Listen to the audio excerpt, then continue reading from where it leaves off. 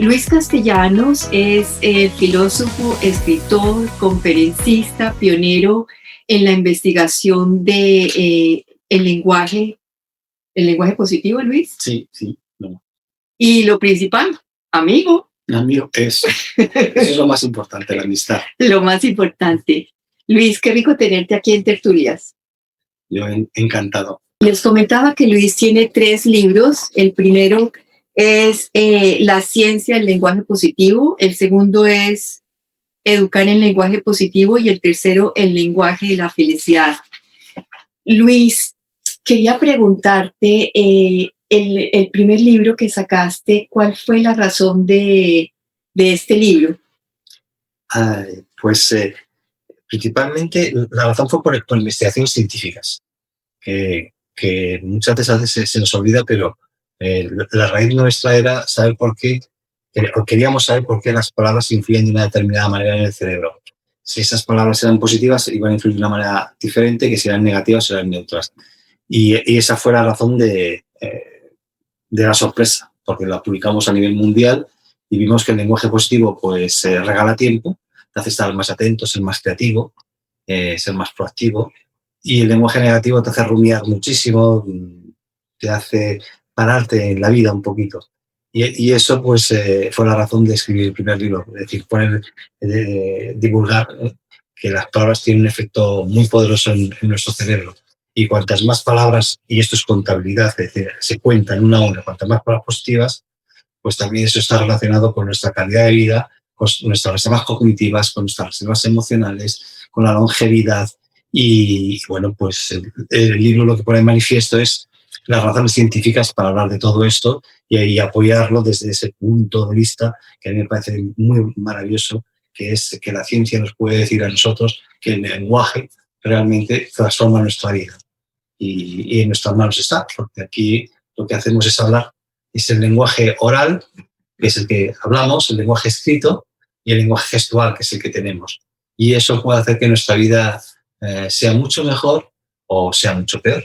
Entonces, depende de nosotros las palabras que escojamos para hablar, la que nos hará vivir una mejor vida o tener una vida un poco diferente, igual a veces peor. Yo por eso os animo a que tengamos un lenguaje positivo. Luis, ese lenguaje positivo, ¿qué pasa con el lenguaje que tenemos todo el pensamiento, todo lo que nos vamos hablando a nosotros mismos? El lenguaje interior.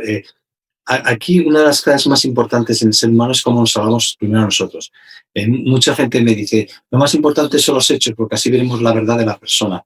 Yo suelo decir que el primer hecho es la palabra que uno se dice a sí mismo internamente. Si luego quiere utilizar la palabra para mentir, será otro hecho exterior. Pero internamente uno cuando se mira al espejo sabe quién es. Y para mí esa es la clave, ese lenguaje interior que tú has edificado a lo largo de la vida, que has escogido y has elegido. Y al final, ese lenguaje interior, cuando coincide con el exterior, es esa potencia y esa energía que somos capaces de transmitir.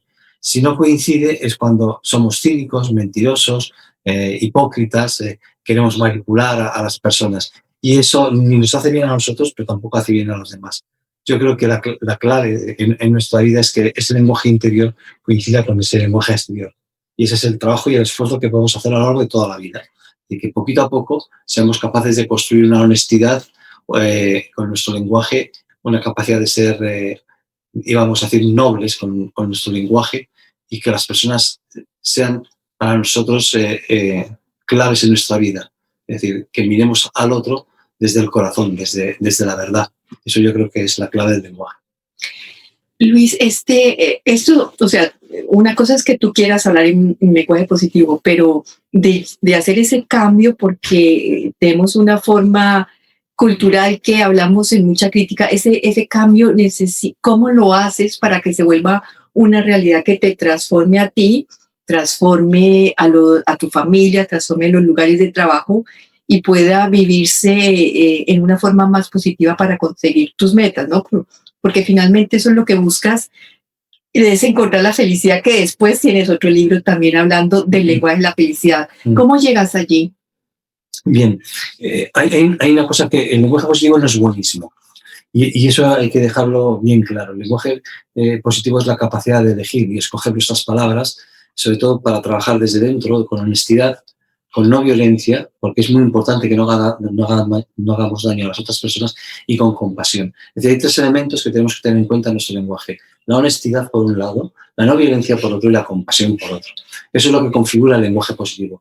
Y nosotros tenemos que coger esas palabras que son honestas, que al final generan confianza en la otra persona y confianza en nosotros. Somos seres de confianza. La no violencia, es decir, que no hacemos daño.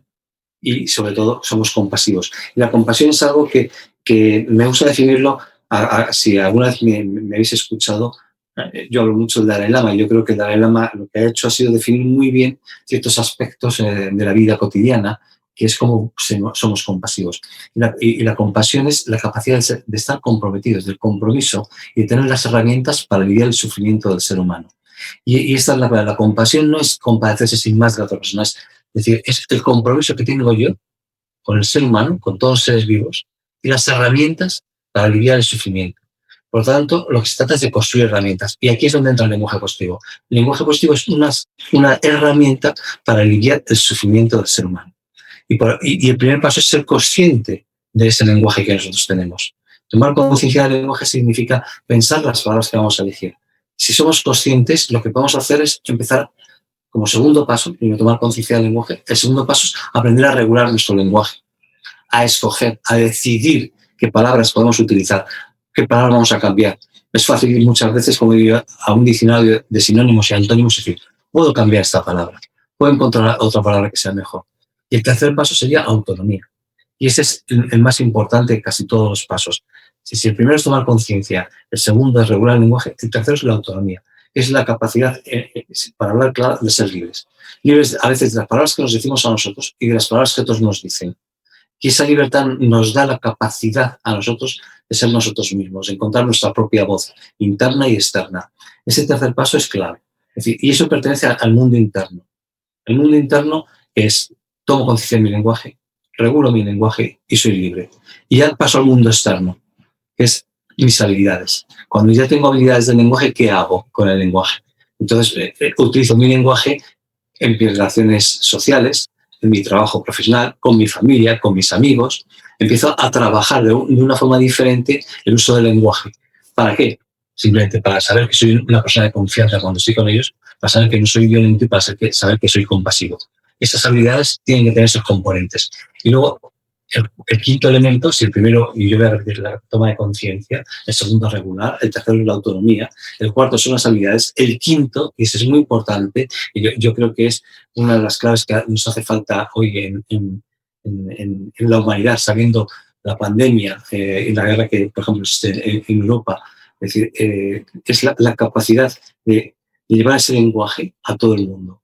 Es decir, es cómo nosotros, con nuestra presencia, somos capaces, allí donde estemos, de llevar esa amabilidad, esa bondad, esa compasión. Es decir, son nuestras competencias. Es decir, tenemos que ser competentes allí donde estemos para llevar nuestro lenguaje más allá de lo que puede ser pensado por nosotros mismos. Es decir, y el más allá es la capacidad de querer y amar a los demás. Y sobre todo hay una palabra que a mí me gusta cada vez más, que es la bondad. Tenemos que ser seres bondadosos. Esto dura toda la vida, no es perfección. Yo os diría, no os desaniméis porque un día de repente tengáis un mal gesto, una mala actitud. Si tomáis conciencia y queréis pararlo, podéis ir creciendo. Si busquéis la perfección, probablemente no crezcamos, abandonaremos. No abandonar es la clave. Y no abandonar es aprender a perdonarnos. Por lo tanto, esos pasos lo que nos están dando es la capacidad de vivir toda una vida con un diseño, digamos, interno, de compromiso hacia nosotros mismos, de querer ser cada vez más bondadosos, más amables, más compasivos con el resto del mundo. Yo creo que eso es la esencia del lenguaje positivo, como nosotros le llamamos. ¿Sí? Y sobre todo algo que pues, además la atención me preguntará a ella, pero aquí lo digo yo, es habitar las palabras. Sí, palabras habitadas, que así es como llamas también tu website. ¿Qué es habitar una palabra?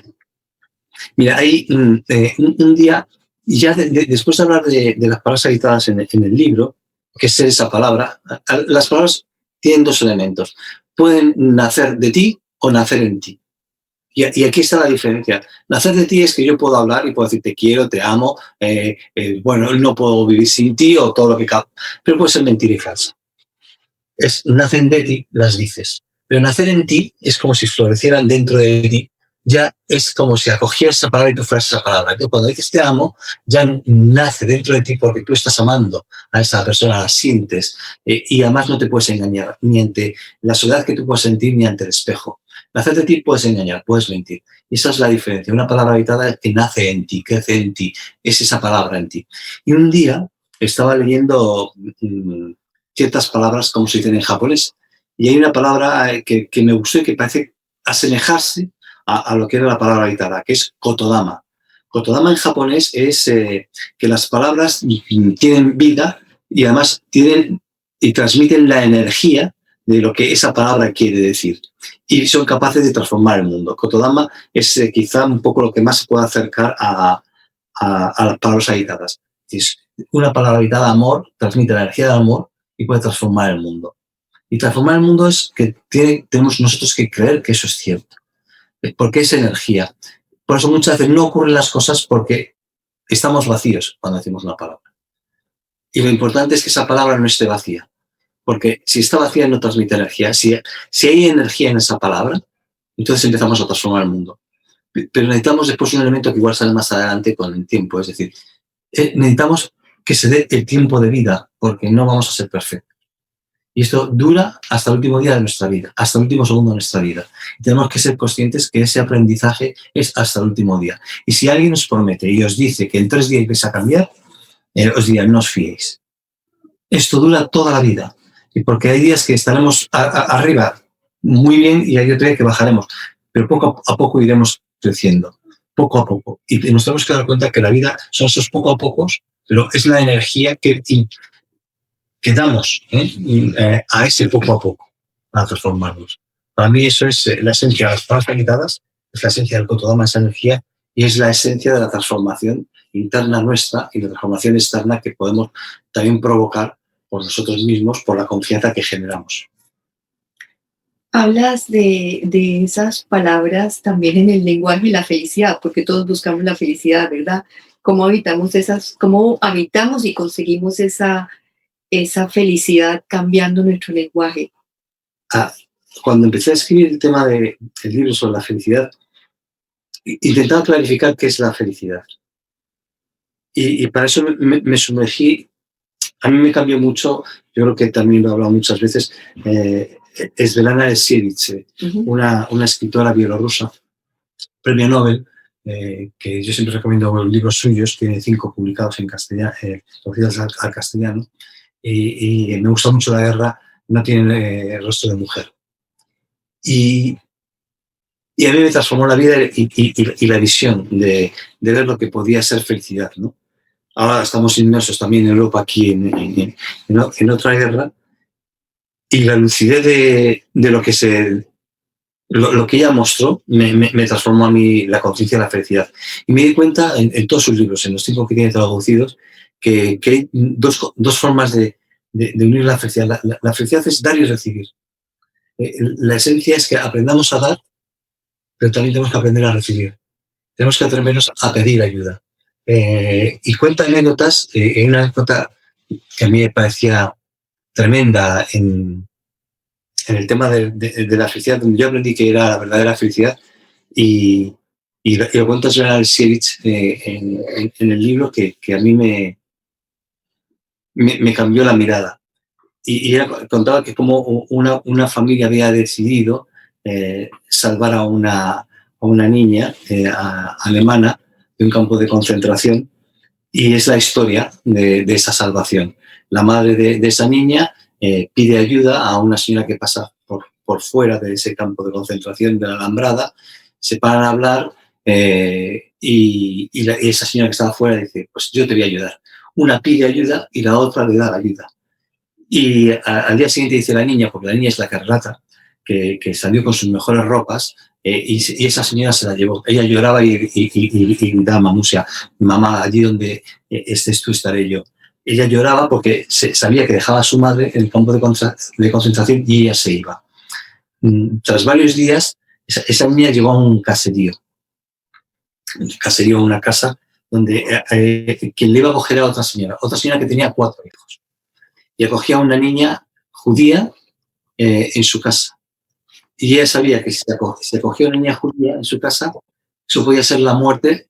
Y ella decía a la niña que esa señora le trataba a ella como trataba también a sus hijos. Si acariciaba a sus hijos, le acariciaba también a ella como a sus hijos. Si la peinaba a sus hijos, la peinaba como ella. Si sonreía, sonría como ella.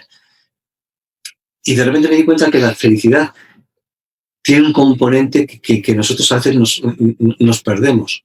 Y es el componente de regalar amor, de regalar paciencia, de regalar ternura, de regalar simplemente un peinado, de regalar una mirada, una sonrisa, de salvar la vida de la otra persona simplemente porque tú estás ahí, yo estoy aquí, tú más vida, yo te la doy. Dar y recibir son los componentes esenciales de la felicidad y muchas veces no lo entendemos. Y confundimos la felicidad con otras cosas, con el poseer, con el tener, no.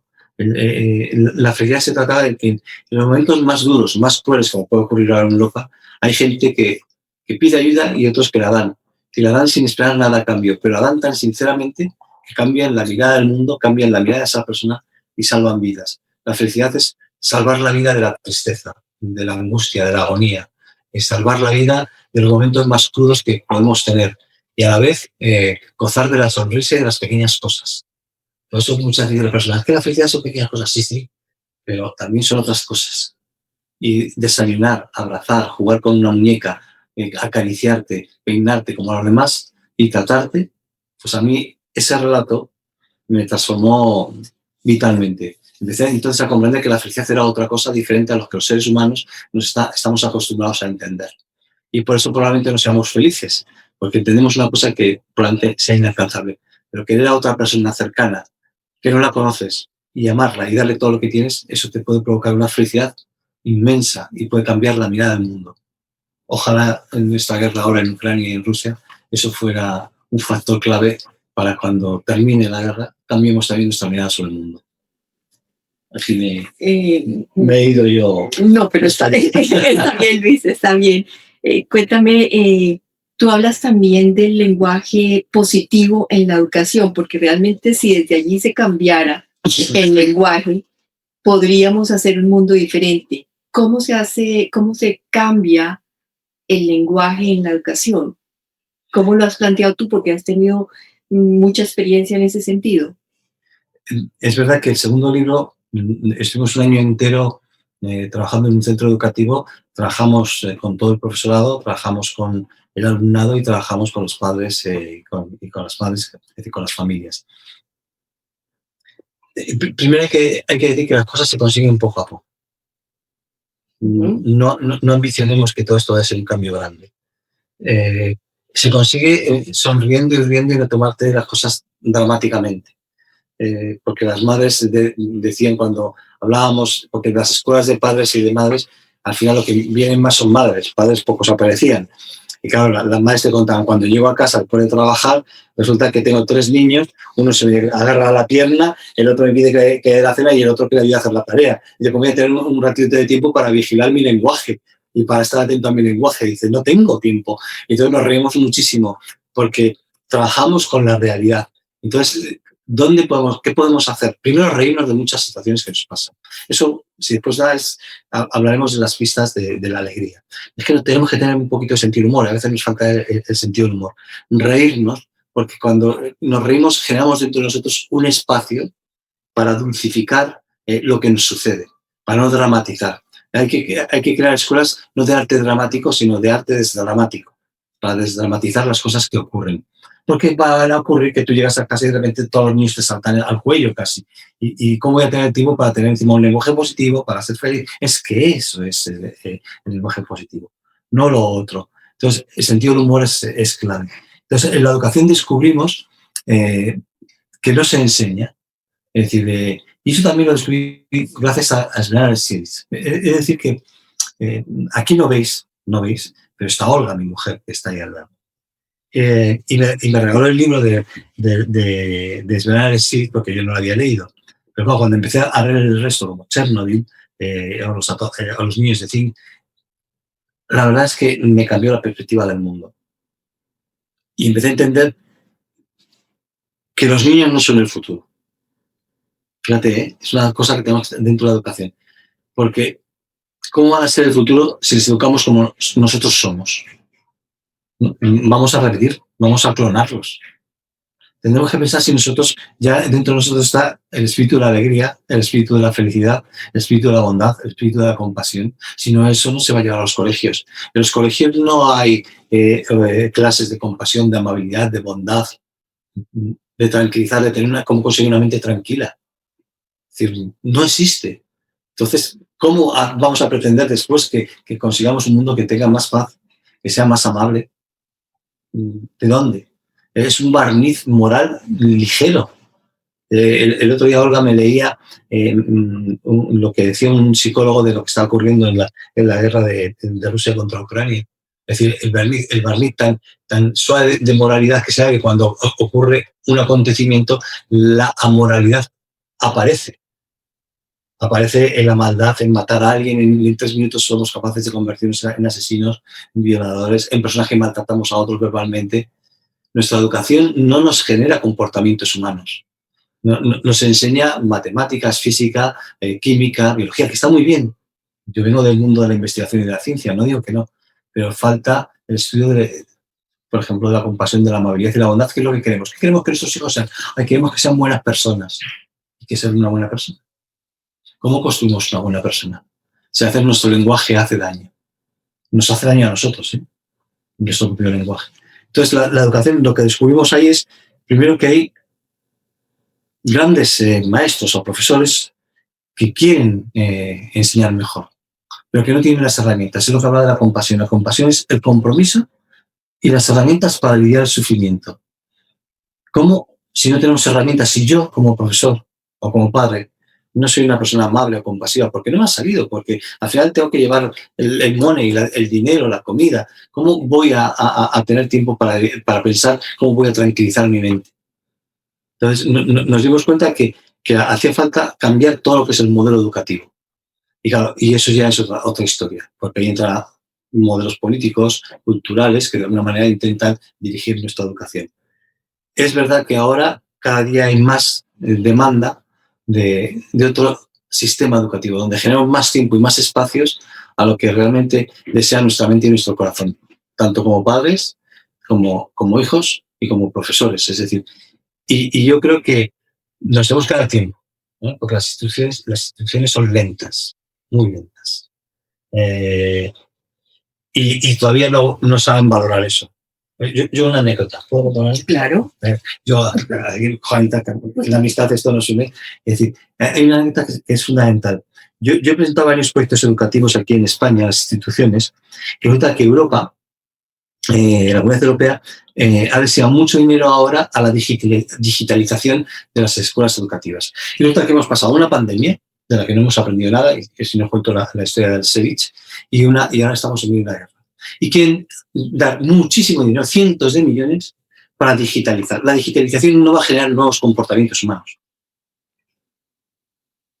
Y entonces van diciendo que no tienen tiempo para invertir en comportamientos humanos, pero que sí te van a dar a comprar un ordenador a cada chaval con altavoz, que es lo que van a hacer. Y que no tienen tiempo para pensar.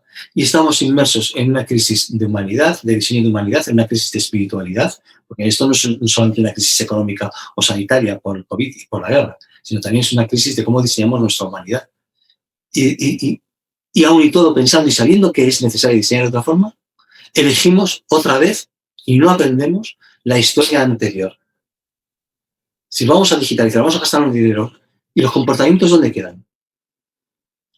Y es donde realmente hace falta, claro, decimos que los niños son nuestro futuro, decía antes al comenzar. No, el futuro somos nosotros si somos capaces de ver qué mente vamos a hacer que hereden nuestros hijos. Y esa es la responsabilidad que nos toca a nosotros. Y ahí es donde entra el lenguaje, darnos cuenta de dónde nos quedamos atrapados en nuestro propio lenguaje. Es que es maravilloso que digitalicemos, es que es maravilloso que esto sea universal, porque Internet es fantástico. Sí, pero eso no genera cambios de comportamiento. Entonces, claro, ¿cómo hacemos para que se generen cambios de comportamiento? Y el lenguaje es la clave. El lenguaje es lo que todos los seres humanos, 7.500 millones de personas, tenemos. Nos hablamos internamente todos los días y hablamos externamente todos los días, a no ser que tengamos voto de silencio. Y ahí el lenguaje puede transformar el mundo. Hay un mensaje de la ONU en el 2019, en junio, que quería hacer contranarrativas contra el lenguaje del odio. Y lo primero que decía el embajador de la ONU, especial sobre este tema, es que las palabras matan como balas. Tenemos que ser conscientes de todo esto, lo importante, y que lo más importante termina ese mensaje, que es un mensaje de 3 minutos, diciendo que la educación es la clave. ¿Cómo podemos enseñar? Ya es una pregunta que tenemos que lanzar a los gobiernos. ¿Cómo podemos enseñar y que el compromiso de esa inmediatez que tienen los políticos se convierta a largo plazo? ¿Cómo podemos enseñar a nuestros hijos que sean más amables, más bondadosos, que sean personas más compasivas, más respetuosas, más honorables, más confiables, más dignas, que tengan una buena historia de vida? ¿Cómo les podemos enseñar? Y esa pregunta nos tenemos que responder con profundidad y con calado. Y entonces, ¿cómo vamos a hacer ese cambio si estamos así? Bueno, poco a poco. Hay varios temas que es importante. Es verdad que a veces nos toca levantar la voz. Estos días que yo también estoy hablando un poco de cómo podemos transformar y elegir. Y también estoy diciendo que tenemos que levantar la voz pacíficamente porque sabéis, como he dicho antes, que el primer principio es la honestidad, la no violencia y la compasión. Es decir, no podemos quedarnos callados. O sea, yo hace tiempo que había dejado las redes y he vuelto ahora porque, primero por la guerra de Rusia con Ucrania, también por la pandemia, porque todo el mundo piensa que saldremos mejores después de la pandemia, seremos más buenas personas. Ya después de la guerra dirá todo el mundo que como hemos sufrido tanto, seremos mejores. Eso ya lo decía Svenja Alexievich, que he mencionado antes, premio Nobel de literatura en 2015. Ella decía en una entrevista que hacía a una mujer que había estado en la guerra, y en la guerra no tiene rostro de mujer, voy a ver agua. Decía en un momento dado, le preguntaba a esta mujer cómo había sentido eso, qué era lo que ella había vivido. Dice, pensábamos todas que después de la guerra todos nos querríamos más, todos nos amaríamos más, porque habíamos sufrido tanto que todos queríamos ser felices, todos queríamos ser mejor persona. Entonces ella hace un silencio y le dice, ella es la mira, seguimos igual, nos odiamos, nos matamos. ¿Y quién somos? Somos nosotros, seguimos igual que siempre, no hemos aprendido. Significa, cuando a mí me preguntaron y me hacían entrevistas con la pandemia si vamos a cambiar, yo decía que no, porque no se trataba de aplaudir como se hacía aquí, se trata de que realmente empieces a reflexionar, a darte cuenta de la realidad, a nombrarla y a quererla cambiar. Y aquí es si queremos cambiar. Si no queremos cambiar, no tomamos conciencia, no vamos a cambiar. Que nadie fantasee, le digo yo. Esto no son fantasías. Porque el lenguaje positivo no es optimismo y buenismo, es curro, es trabajo. Y lo mismo pasa ahora con la guerra. ¿Cambiaremos después? No. Si lo reflexionamos, no. Si ahora dicen, ahora nos tenemos que armar en Europa más dinero para armarse, para disuadir al de enfrente. Pues seguiremos teniendo guerras y enfrentamientos. Y habrá otras guerras económicas, otro tipo. Entonces, la educación es el arte de enseñar al mundo, a los niños, y eso lo cojo de Pico Iyer, que es un poco la definición, es la capacidad de enamorarse del mundo y de todo lo que contiene. Le estamos enseñando a nuestros hijos a enamorarse del mundo y de todo lo que contiene, y ahí empieza el lenguaje. Mira esto qué bello es. Cógelo, tócalo, siéntelo, utiliza tus sentidos. Empezar a enseñar la belleza del mundo. A los niños se enseña a competir y a buscar las diferencias. Y en las diferencias no vamos a encontrar la solución. Si yo busco qué es diferente al otro, puedo encontrar mucho, pero si busco qué me une, igual encontraremos más cosas. Por eso, saber que 7.500 millones de personas somos iguales sería la clave. Y eso se tendría también que enseñar. Esto se enseña por el lenguaje. Y el lenguaje, cuando alguien en clase dice, este es diferente de mí por esto y por esto, puede decir, explícamelo, y ahora vamos a buscar la igualdad. No se trata de criticar, sino de que encuentren caminos para ver qué es lo que más nos une. Saber la promesa que cada niño guarda en su vida. Todos, cuando hemos sido pequeños, tenemos una promesa de ser quienes íbamos a ser, nuestros propios sueños. Yo creo que eso son las palabras que nos decimos. La educación pasa porque hagamos más reales nuestros sueños. Nadie de pequeño no quería ser mala persona, creo yo. Entonces, si quieres ser buena persona, habrá que enseñar y habrá que crear las herramientas para saber cómo son buenas personas. Luego vendrán las matemáticas, la física, la biología, la química, la poesía, todo lo que queráis existe, porque a mí me gusta. Pero nos hemos olvidado de algo que pensamos que lo tenemos por naturaleza, que es el amor. No. El amor se trabaja, se curra todos los días. Todos los días. ¿Y cómo, o sea, vuelvo y te insisto, cómo podemos cambiar ese lenguaje? ¿Cómo hay ejercicios, hay formas, hay hábitos que podamos hacer para poder cambiar ese lenguaje, primero interno, ¿verdad? Primero hacia nosotros mismos, que es lo que tú estás diciendo, para poder enseñarles a los niños algo diferente, tenemos que hacer ese cambio nosotros. Entonces, ¿dónde comenzamos y cómo comenzamos a hacer ese cambio? No. El cambio empieza por lo que tú estás hablando, son los valores internos. ¿Cómo construimos nuevos valores internos en las personas? Y eso es lo que realmente más interesa. A mí me gusta, cuando hablo de palabras habitadas, también hablo mucho de palabras guía. Tenemos que fortalecer cuáles van a ser las palabras guías que nos van a guiar a lo largo de toda la historia de nuestra vida. Porque nosotros somos seres que nos vamos narrando día a día, que nos vamos construyendo. Pero ¿qué palabras son las más importantes? Hay palabras que nos van a guiar. Como las palabras habitadas y las palabras habitadas y las palabras guía forman una unidad. ¿Qué palabras van a ser las que te van a guiar a lo largo de tu vida, a lo largo de toda tu historia, a lo largo de tus 50, 60, 70, 80, 90 o 100 años? ¿Qué palabras son? Y son pocas, muy pocas. Esto es como si tuviésemos una esfera y estuviésemos viendo qué palabras hemos querido meter en esa esfera que es nuestro mundo y que van a guiarnos. ¿Qué palabras queremos? Entonces, claro, en la educación tenemos que saber cuáles son esas palabras que nos van a guiar. A veces ya no las nombramos, porque no es que estén ya desgastadas, si es que no aparecen ni en nuestros discursos políticos ni en nuestros discursos empresariales. ¿Quién va a decir que la amabilidad es buena, o la bondad, o la compasión, o la ternura, o el afecto? Esas son palabras guía, porque son las que queremos para nosotros y para nuestros hijos. Entonces, claro, lo más importante es que tenemos que crear y que los niños desde pequeños empiezan a descubrir primero cuáles son las palabras que les van a guiar a futuro y que esas palabras las empiecen a habitar, porque si no las van a deshabitar.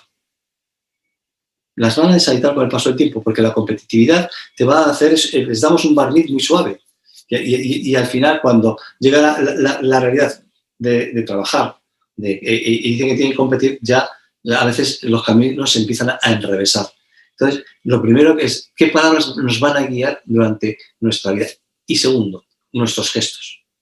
Los niños muchas veces tienen gestos de desprecio. Al principio no nacen con gestos de desprecio, no nacen pensando en lo que les diferencia. Se quieren, están en la guardería y nadie piensa si uno es de una raza, de un color diferente, de una religión diferente, todo. Y luego ya es cuando empiezan a entrar en las diferencias. Y que este es de otra religión, que este es de otro color, que este es de otra cultura, que este tiene no sé qué, y ya ahí empiezan a separarse. Ahí es donde tenemos que empezar a darnos cuenta que eso no es. Tenemos que buscar qué nos une. Y en esos discursos y en esas palabras que están diciendo y en esos gestos que están teniendo al principio, en la guardería, en primaria, es donde tenemos que aprender a decirles y a ver qué encuentras que te una más a él, que te separe. ¿Y qué palabra es esa que define esa unión? Y que esas palabras se vayan construyendo en la guardería, en primaria, en secundaria, y esas palabras tienen que ir fortaleciéndose. Y estar atentos. Y esas palabras también las tiene que descubrir el profesorado y las tienen que descubrir sus padres. Porque eso es una unidad de todos. El niño o la niña, el profesorado y los padres. Y en esa unidad cuando realmente nos podemos dar cuenta si eso está siendo habitado o no. Porque claro, si no, al final, esa decoherencia, ese sistema que deja de ser ya coherente, porque la familia hace una cosa, el colegio hace otra cosa, los niños hacen otra cosa, claro, gestiona que cada uno vaya a buscar su individualidad, su egoísmo y a salvarse como pueda. Yo creo que tenemos que empezar a darnos cuenta que cada persona encierra una promesa y esa promesa probablemente querrá más buscar la bondad, la amabilidad, el ser feliz que lo otro. La infelicidad viene por unos caminos que no nos pensamos y también viene la infelicidad por intentar no hacer caso a la realidad del mundo, a no nombrarla. Y eso tendríamos que orarnos.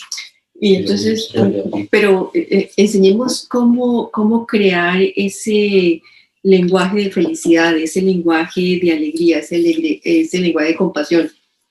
Claro, lo importante es que nuestros sistemas educativos quieran. ¿Y si no quieren? Es que, espérate, si no quieren, nosotros, es decir, los padres, las madres, tendremos que darnos cuenta que también nosotros somos capaces de construirlo y darle quizá todo ese poderío, porque nosotros no podemos delegar eso en los centros educativos. Y tampoco lo vamos a delegar en la calle porque no vamos a conocer con quién se relacionan nuestros hijos. Tenemos que ser nosotros los protagonistas. Por lo tanto, nosotros tendríamos que ser los primeros que empezáramos a trabajar, a tomar conciencia de nuestro lenguaje, a regular nuestro lenguaje, a tener autonomía de nuestro lenguaje, a tener nuestras habilidades y tener nuestras competencias. Lo único que requiere es poquito tiempo. Pero claro, el tiempo dice que no tengo tiempo. No, tienes tiempo, porque cada uno lo quiere dedicar a lo que quiera. Entonces la cuestión es decir, si tengo tiempo y tengo espacio, ¿a qué lo quiero dedicar? ¿Qué quiero yo para mí y para mis hijos? Y me lo tengo que preguntar. Porque si es verdad que las instituciones, los grandes, es decir, claro, todos los partidos políticos tienen sus creencias y quieren educar según sus creencias. Y muchas veces no entra, digamos, estos valores. ¿Por qué no? Aunque todos los nombres no son reales. Entonces, lo que sucede es que a quien le queda ya la responsabilidad es probablemente a esa familia, a los padres, a las madres, a los tíos, es decir, ese entorno en el cual estás viviendo. Y ese entorno que tú puedes controlar, trabaja con lo que puedes controlar. Si no, lo que no puedes controlar, déjalo ir. Porque a veces queremos intervenir en cosas que no podemos controlar. Pero lo que tú puedes controlar, controla y trabaja sobre ello. Y entonces crea a tu hijo, y esto es muy importante, narrativas de esperanza y narrativas de alegría. Es decir, lo que tienes que invertir es en alegría y en narrativas de esperanza. Y eso, hay una conferencia TED, a quien os guste ver la conferencia TED, TED, que salió pues, hace 15 días, o de un padre que estaba hablando de cómo tener esperanza en tiempos de desesperanza. Él es árabe, pero vive en Estados Unidos, y su hija tenía cáncer. Entonces, él cuenta las lecciones que aprendió para salvar a su hija. No sabía si iba a vivir o no iba a vivir. Y entonces dice, ¿cómo yo puedo tener esperanza en tiempos de desesperanza? Y es donde, por eso, esa educación, el padre y la madre son los que la tienen que decidir. No sabía si iba a vivir o no iba a vivir. Y empezó a decir, primero, tienes que tomar control sobre lo que tú puedes tener control. Dice, yo vi la película Frozen como 40 veces o 50 veces, porque era lo que la niña quería hacer. Hacíamos juegos de Lego porque era lo que quería hacer. Todo lo que yo podía hacer era eso. Lo que no podía estar en mis manos lo dejaba ir. No sabría si la quimio funcionaría, no sabía, pero lo que yo podía hacer, lo hacía. Lo que no puedo hacer, déjalo. Y eso es clave.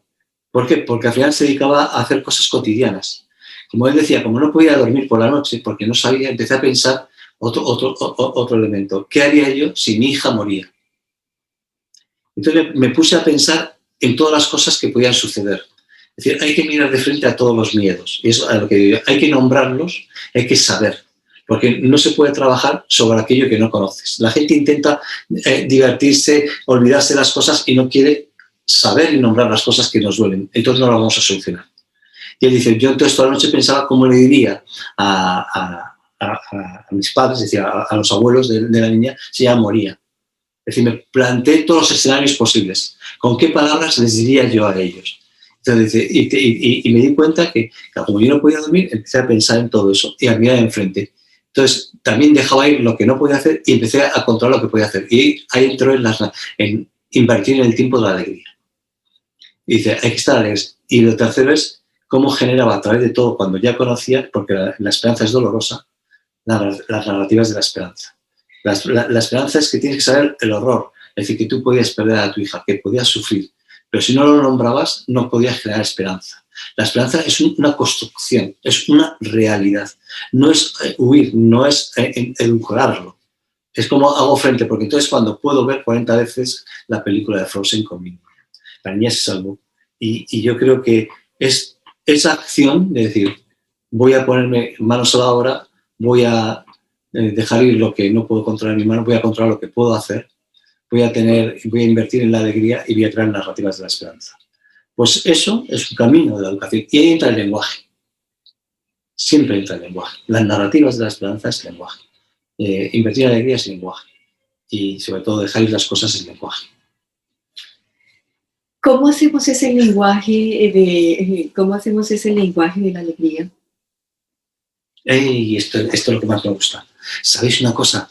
Ahora que no nos escucha nadie. Me gustaría ser el filósofo de la alegría. Pero eso lo descubrí con este hombre de la conferencia TED. El otro día lo estaba pensando. Es decir, hay que invertir en la alegría y digo, la alegría es muy importante. Y la alegría a veces la confundimos con la diversión. No. Esto es como la felicidad. Cuando confundimos las cosas, no somos alegres. Pasamos un rato divertido, pero luego tenemos la tristeza hundida en el corazón. No, eso no es. Y entonces me acuerdo mucho de los 8 pilares de la alegría que están fundamentados sobre todo en el Dalai Lama, que a mí me gustan muchísimo y me parecen los elementos de construcción. Es decir, cómo puedo construir la alegría en mi vida y cómo la puedo tener. Y yo creo que a mí me gustaría pensar que quiero construir como un filósofo de la alegría. A mí me cuesta la alegría, yo le decidí, a veces es duro porque, como decía mi madre, cuando saliste ya, saliste como mal encarado, ¿no? Dije, sí, hija mía, que mamá, tienes toda la razón del mundo, así he salido. Pero bueno, lo que he descubierto es que esto, como dura toda la vida, no sé cuántos años vivir, y mi madre tiene 99, digo, pues igual a los 99 ya voy logrando un poquito de alegría. Eso puede ser interesante. Pero no hay que darse por vencido. Y si queréis os nombro los 8 pilares de la alegría y yo creo que eso, bueno, a mí me parece brutal. Brutal porque, claro, yo he ido descubriendo, el otro día fue ayer, antes de ayer, el martes, cuando viniste a buscarnos el martes, a la entrevista de la radio, porque era el día de la conciencia y de la consciencia. Y hablé un poco de lo que es ser consciente y que hay niveles de consciencia. Cada palabra tiene sus niveles de consciencia. Amor, ternura, afecto, calidez, compasión, amabilidad, tienen niveles. Y hay gente que ve en niveles básicos y hay niveles más profundos, más hondos. Hay que aprender a descubrirlos. A veces creemos que hemos descubierto un nivel profundo, pero estamos en el nivel básico. Y la alegría tiene 8 pilares. Y cuando uno se enfrenta a esos 8 pilares, dice, pero bueno, ¿pero esto es la alegría? Digo, pues sí, esto es la alegría. Y estoy totalmente convencido. O sea que os voy a decir cuáles son los 8 pilares de la alegría. ¿Es fácil? A ver, ¿listos? Sí, ¿estás preparado? Bueno, el primer pilar es perspectiva. Muchas veces nosotros tenemos la mirada muy a corto plazo. A mí la perspectiva me gusta mucho analizar también a través de los cuentos, que a mí me gusta mucho. Hay un cuento, hay 2 cuentos aquí que se han publicado con unos. Rezum, que es que me alejo de las cosas, parece que hasta estoy desde el universo viendo todas las cosas, y otro que es Tum, que me acerco mucho. A veces nosotros nos acercamos mucho, es el lenguaje negativo, y rumiamos una palabra y un acontecimiento. Y a veces hay que hacer un resumen, hay que tomar perspectiva y alejarse. Alejarse no solamente en el tiempo, que te puedes alejar, sino también en el espacio. Es decir, empezar a tomar más anchura de vida. A veces te ocurrirá dentro de 3 meses, de 6 meses, de un año, pero si estás en otro lugar, en otro país, en otra circunstancia. Tener perspectiva es clave para el ser humano. Es interesante la intención. Por eso la base de la intención, y luego sigo con la alegría, la base de la intención siempre tiene que ser si tú eres honesto con esas palabras, si eres no violento, es decir, si no vas a hacer daño, ante todo no hagas daño, y si eres compasivo, que significa que tienes el compromiso y las herramientas para aliviar el sufrimiento de las personas. Porque todos, 7.500 millones de personas, sufrimos. La felicidad es la capacidad que tengamos nosotros de comprometernos y tener esas herramientas para aliviar ese sufrimiento. Entonces, y una de las cosas es ser alegre. Entonces yo estoy luchando por ser alegre. O sea, me va costando. Entonces la primera es perspectiva. Tomar perspectiva tanto temporal y espacial para ver las cosas en cierta distancia. El segundo elemento que es clave es la humildad. Es un concepto extraño para mucha gente porque piensa, yo soy muy humilde, y lo dicen. Bueno, cuando ya lo dices no es bueno. Es decir, no suele ser.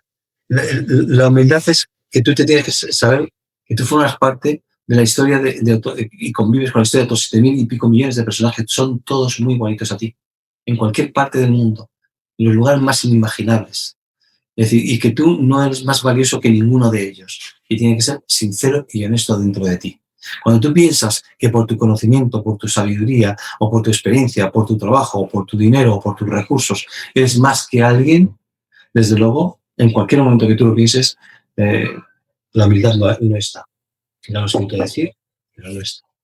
La tendrás que trabajar mucho.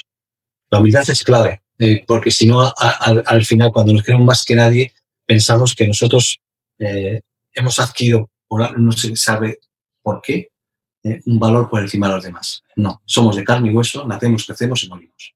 Por lo tanto, hay que saber que eso es la esencia. El tercero, y este es el que a mí me cuesta mucho, es el sentido del humor. Hay que tener sentido del humor. Y es clave, es decir, que a veces ante las situaciones más crudas y más duras, como puede ser una guerra o la pandemia o otros eventos, el sentido del humor, hasta reírnos de nosotros mismos y las circunstancias, nos puede ayudar a aliviarnos, primero a nosotros, esa dramatización del mundo que hacemos, esa pérdida de sonrisa, esa iba a decir, dureza que a veces podemos tener. El sentido del humor es clave para aliviarnos primero a nosotros mismos y para aprender a aliviar a los otros. Por lo tanto, si el primero es la perspectiva, el segundo es la humildad, el tercero, el sentido del humor, es clave. Tengamos sentido del humor. Y entramos en el cuarto, que es la aceptación. Y la aceptación, yo creo que es lo que antes hablaba en un momento dado. A veces tenemos que aceptar las cosas. Y también significa a veces dejar ir aquello que no podemos controlar. Y la aceptación es un acto también de humildad. Es decir, que no somos todopoderosos, que no podemos cambiar que lo que queramos. A mí me ha costado mucho. Y a veces me llevaba el no aceptar a la frustración. Y me llevaba cuando presentaba proyectos y veía que no salían, pues en parte a la frustración, porque no aceptaba que el otro podía decidir otra cosa diferente. La aceptación a veces del mundo como es, con su crudeza, pues te lleva a verlo para poder actuar. Yo creo que la aceptación forma unos elementos clave para mantener la alegría, porque si no aceptas pierdes la alegría. Además te enfrascas, te enfruñas, te enfadas con el otro. No, olvídate. Y por eso el quinto elemento yo creo que es clave y es el perdón. Como veis va todo hilado.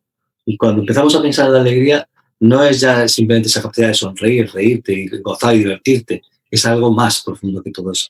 Y claro, cuando dices perdonar.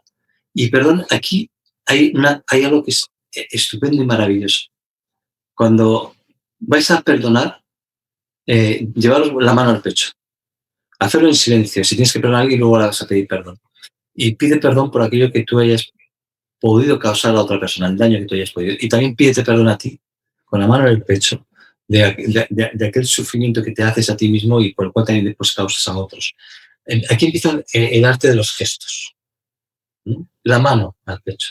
Hay que aprender a llevarla, a pedir perdón.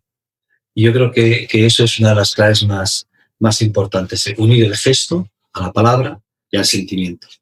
El sexto elemento fundamental después del perdón es la gratitud. Agradecer. Agradecer que hay personas a tu alrededor que a veces te hacen darte cuenta exactamente de todo lo anterior, que a veces te falta el sentido del humor, o que a veces te han dado un regalo, o que a veces has compartido con ellos vida, y que a veces te muestran un camino u otro. Agradecer forma parte de la esencia de la vida.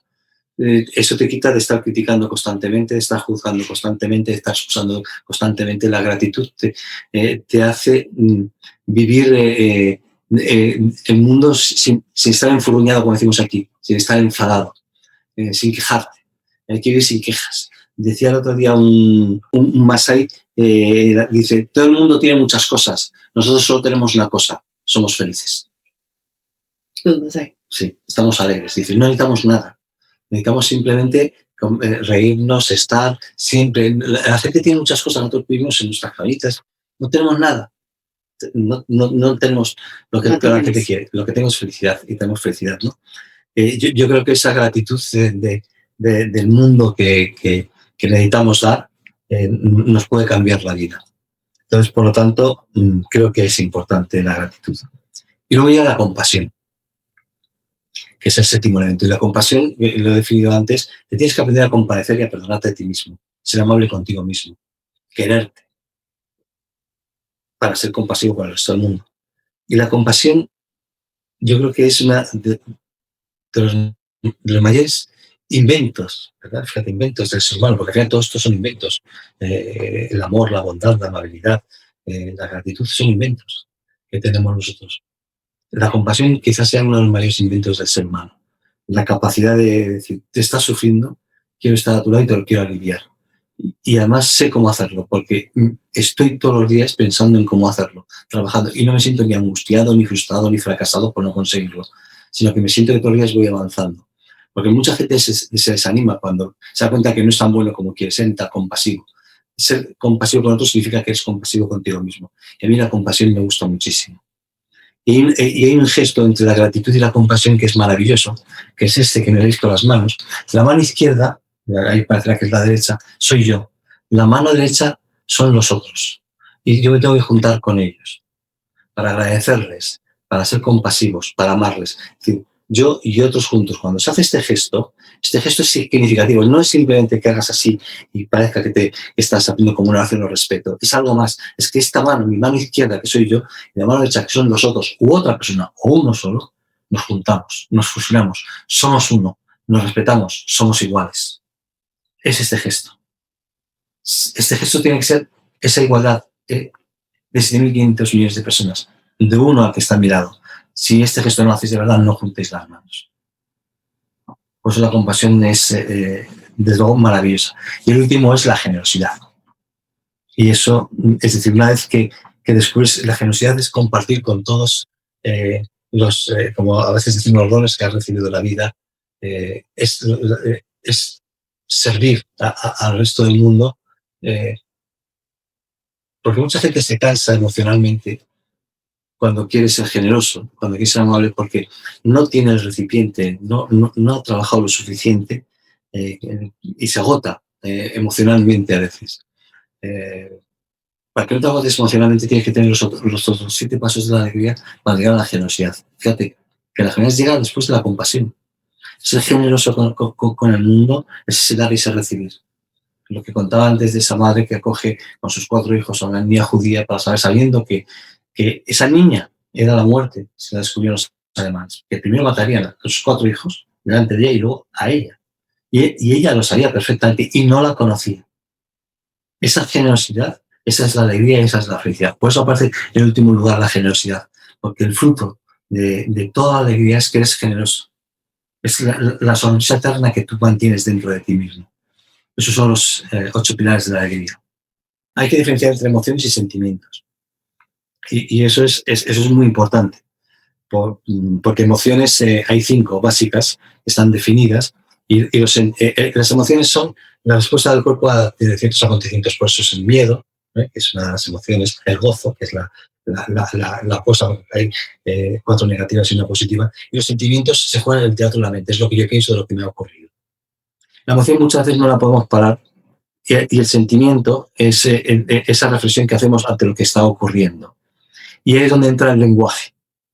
Por eso cuando se está enseñando los centros educativos hay que diferenciar muy bien entre lo que te emociona, ese miedo que te genera, que es primigenio, ante el pensamiento. Entonces hay que enseñar a dominar el pensamiento. Y esa es una de las claves más importantes. Es decir, no solamente conocer, sino dominar. El dominio de los pensamientos es una de las claves. Y por eso es muy importante en ese caso, una de las herramientas para dominar el pensamiento es la meditación. Es decir, que es la capacidad de darte cuenta que sus pensamientos van a aflorar, que a veces se te van a escapar temporalmente, pero que en un momento dado los vas a ir parando antes. Entonces, en los centros educativos, cada día que se trabaje, yo creo que es importante que se dedique tiempo a la meditación o al pensamiento. ¿No? Es decir, que el niño se acostumbre a darse cuenta y que diferencie entre lo que es la emoción, esa respuesta del cuerpo, a lo que es el sentimiento, esa respuesta de la mente. La emoción se juega en el teatro del cuerpo, el sentimiento se juega en el teatro de la mente. Y eso decía Antonio Damasio, que es el mayor experto de emociones del mundo, que en España es premio Príncipe de Asturias, y yo creo que es uno de los mayores investigadores de las emociones y los sentimientos en el mundo. El mundo lo diseñamos nosotros, y parece que muchas veces no nos hemos dado cuenta. Es decir, las leyes las hemos hecho nosotros. Nosotros hemos creado las palabras para definir qué es amor, qué es ternura, qué es pasión, qué es beso, qué es abrazo. Hemos creado el lenguaje para entender el mundo. Y hemos creado la combinación de las palabras para crear las leyes, para crear pensamientos, para crear empresas, para crear negocios. Cuando nosotros hablamos de utopía, creo que nos olvidamos que nosotros somos los creadores de nuestro diseño de vida. Y nos olvidamos porque la vida es breve y pasa muy rápidamente, y cuando nos queremos dar cuenta que somos los creadores, pues se ha pasado parte de la vida. Y luego, claro, hay otro elemento que cuando tú hablabas de la frustración que se siente ante el otro, que igual te está siendo y te impele en negación, las guerras que nosotros tenemos aquí o la pandemia, esto es largo tiempo. sea, pensemos de todas maneras que el mundo, más de 7.500 millones de personas que somos ahora, yo creo que la mayoría le gustaría, por ley de pensamiento, ser un poquito mejor. Es decir, es mejor no matar que matar, es mejor ser amable que no ser amable. La cuestión es si es que nosotros estamos preparándonos para eso o no, porque si pensamos que es una utopía, lo que estamos diciendo a nosotros es que ya nos han metido, que es la palabra utopía, y ya creemos que eso es inalcanzable, es un pensamiento, y que el ser humano por naturaleza, pues bueno, no sé si es bueno o malo, que parece que vence más la maldad, pero hay mucha bondad y mucha amabilidad. Y la capacidad de construirlo es una capacidad que está en nuestras manos.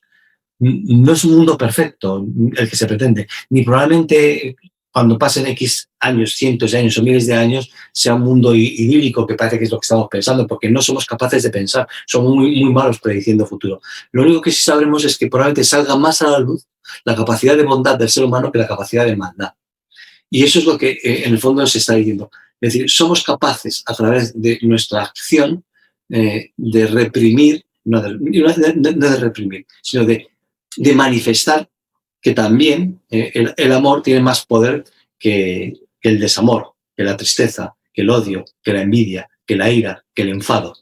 Es decir, y nosotros somos los que permitimos a veces pues, los programas de televisión, los programas de radio, los políticos que tenemos. Nosotros tenemos muchos, somos muchos más los que queremos la bondad, la amabilidad, la compasión y el amor, que no. Es decir, si todo el mundo quiere, algún día si no hablaré también de los 4 miedos, que muchas veces suelo hablar, todos queremos ser amados, todos queremos poder tener la capacidad también de amar. Entonces la cuestión está en qué decidimos y en qué elegimos ser nosotros. Es una decisión nuestra y en soledad, porque la frustración viene como respuesta cuando no estamos a veces preparados. Yo me he sentido muchas veces frustrado. Yo no hablo idílicamente en este sentido porque yo también me enfado y me saltan mis indios y todos cuando está. Pero por eso pienso que es a largo plazo y que yo me moriré. Y muchas veces no habré visto cosas de las que por las que yo estoy luchando y por las que igual quiero dejar legado. Pero eso no me frustra. No me frustra porque me tengo que dar cuenta que el que tengo al lado, al otro, le pasa igual que a mí. Pero probablemente ese granito de esperanza que ponemos, aunque sea un poquito más, pues llegará a otro. Y probablemente en vez de salir, vamos a poner 10.000, que le gusta la amabilidad, seamos 20.000 o 30.000. Eso es mucho. Y tenemos que pensar que nosotros y en nuestras manos está esa capacidad de manifestar eso. Es una decisión nuestra.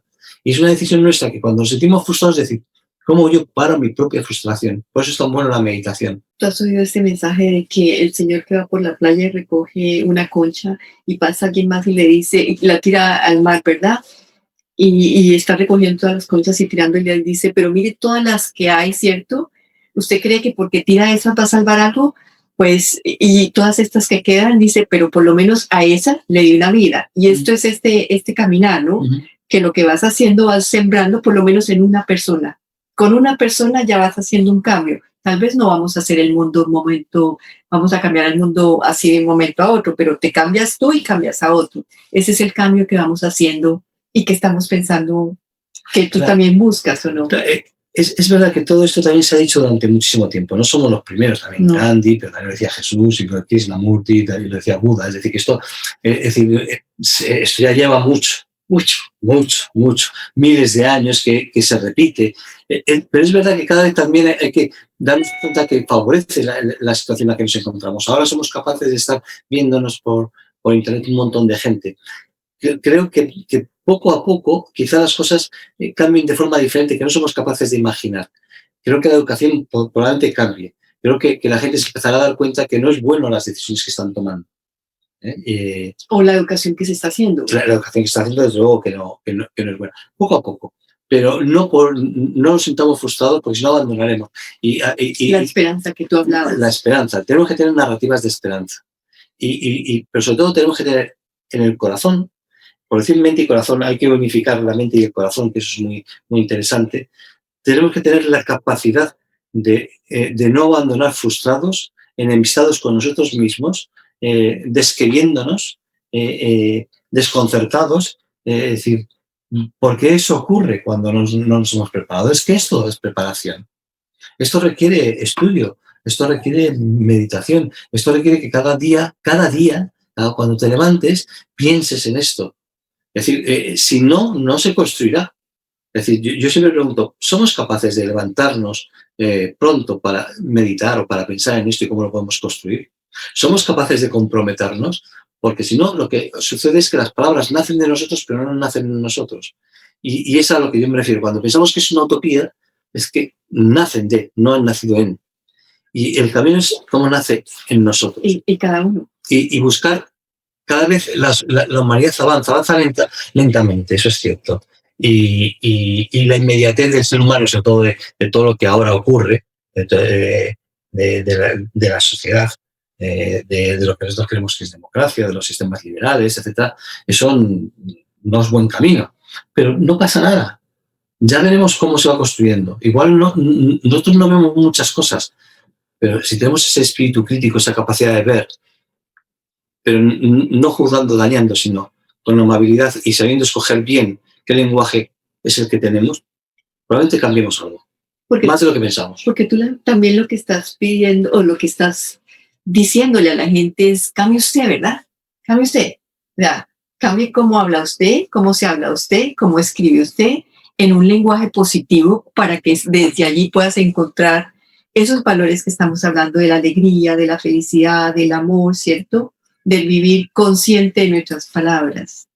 Claro, cambiar tu propio lenguaje significa que creas que cada palabra que tú has elegido y has escogido como palabra guía es auténtica y que tiene esa energía y esa energía la llevas tú. Y son pocas. Son muy pocas.